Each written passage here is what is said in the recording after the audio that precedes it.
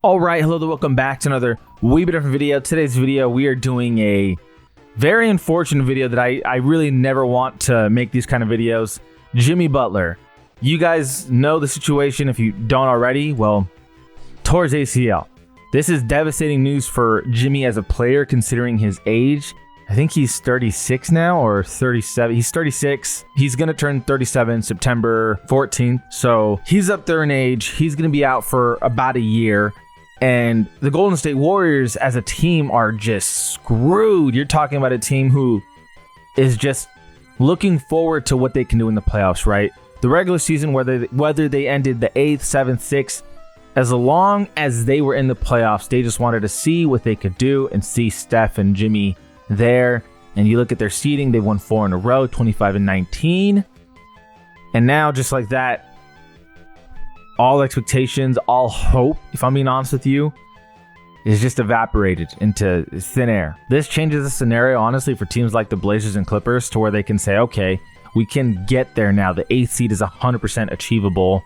And even teams on the outside looking in, like the Grizzlies, you know, if they keep John Morant, play-ins are achievable now with the Warriors dropping out. Now, I'm not saying they're dropping out of the play-ins, but their record's going to get worse.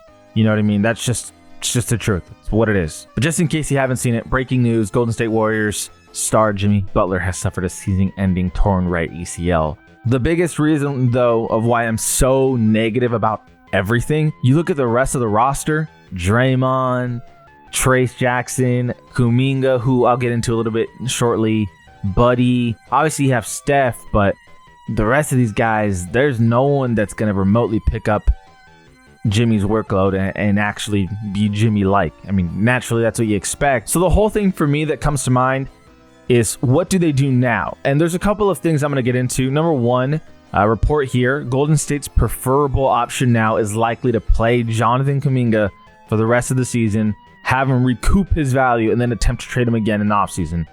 So here's the thing about Jonathan Kuminga, for those of you that have been out of the loop. He has been getting DNPs, meaning just not playing. He's not getting a minute on the floor. Steve Kerr seemingly just does not like his brand of basketball. He doesn't think it works with the way he wants Golden State to run the team. And there's just been this drama surrounding Kuminga like he's some sort of star player.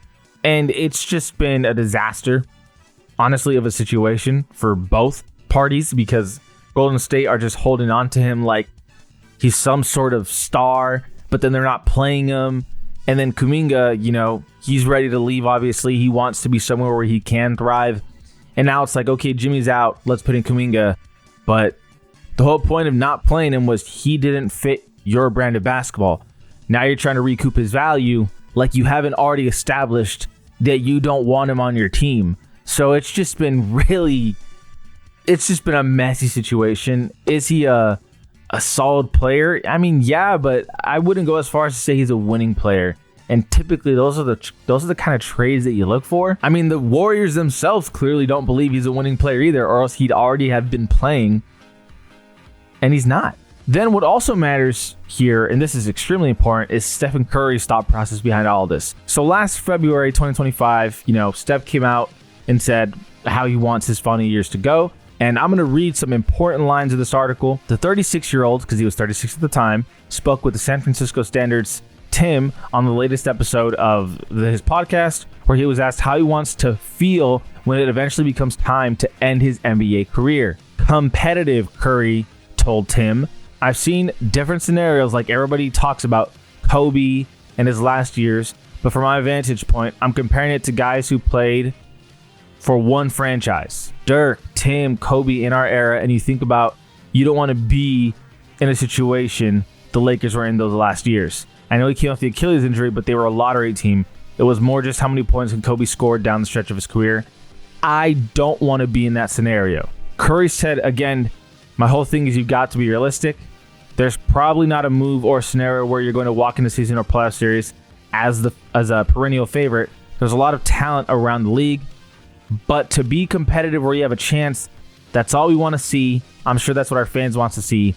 Play meaningful games, no matter how it ends. I think that's what we deserve, and I hope that is the reality I get to live in the last part of my career.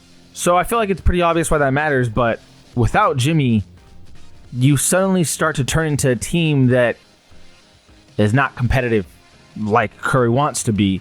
He's 37 years old. I think everyone knows with the way that Curry moves as opposed to LeBron that he probably won't last as much as LeBron has.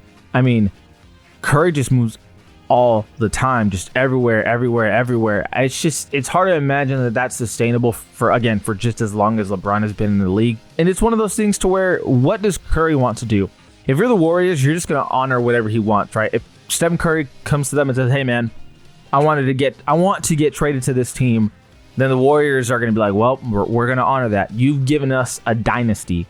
The least we can do is honor your wishes. The next thing that comes up is if Curry wants to stay at Golden State and just finish his career there, you can try your best to put the best roster forward, but the thing is you have Jimmy on the books for next season as well, and he's hurt. So it's just, I don't see how Curry's going to get his wish of being a competitive basketball team unless they just pull off the biggest. I don't even think there's a miracle for this. Do they even have their pick this year? 1 minute, 37 seconds later. So they got their draft picks. I actually didn't know that they had their next 4-year first round and they own it. So unless they draft a godlike rookie in this upcoming draft class, which I don't even know how that would happen to where a rookie could turn this situation around to make them competitive. But unless that happens, you're not going to get a competitive roster. Now, just in terms of the rest of the season, if you can just make the play-in, I would love to see what they can do with Curry. You know, Curry's kind of like final hurrah with the Warriors, during this stage of his career, because this is the latter stage of his career, no doubt. But it definitely boils down to, what does Stephen Curry want? Does he want to leave and be competitive like he stated earlier, or does he want to stay and kind of just thug it out? I think that's the best way that you can possibly put it. Seriously, because again, with Jimmy's money on the books, can't do anything.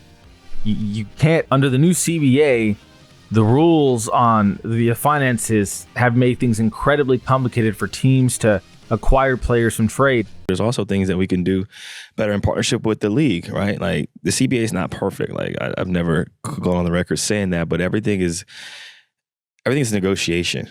And I think we're at that point now where the pod is continuing to grow. Guys are continuing to make more money. And there's a lot of conversations about mid-level. There's a lot of conversations about the non-taxpayer at mid-level. There's a lot of conversation about the vet minimum, the max, and kind of where things are. But from a statistical standpoint, we're heading in a really good direction. Guys are making more money, and the mid-level is not being neglected in the statistics show it, although there are some things that can be improved upon in the CBA. Obviously, we talk about the second apron. We talk about aggregating salaries, and there's a lot more player movement right now. People have talked about free agency, how there's changes. A lot of guys are moving more than they have before, and there's also more parity in the league, and there's a lot of things that are going on within the league.